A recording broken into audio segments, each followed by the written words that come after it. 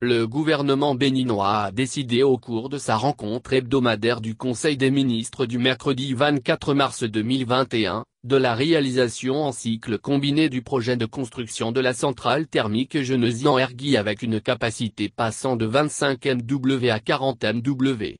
En effet, c'est un projet annoncé déjà en Conseil des ministres au 29 mai 2019 et qui faisait mention de la construction d'une centrale thermique en mode beau temps cycle ouvert. Mais, au regard des évolutions technologiques, il est apparu plus pertinent d'envisager la mise en cycle combiné de la centrale.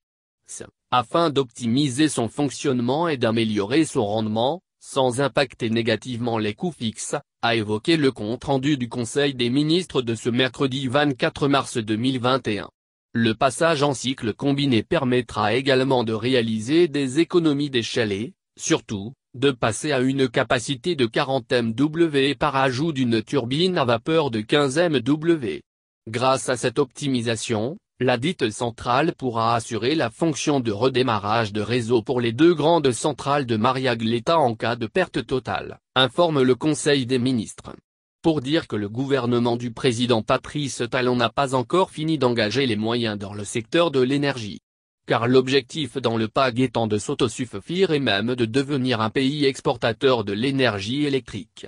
Ainsi, cette centrale thermique en cycle combiné de 40 MW vient renforcer les deux grandes centrales de Mariagleta qui font déjà du Bénin un pays stable sur le plan énergétique.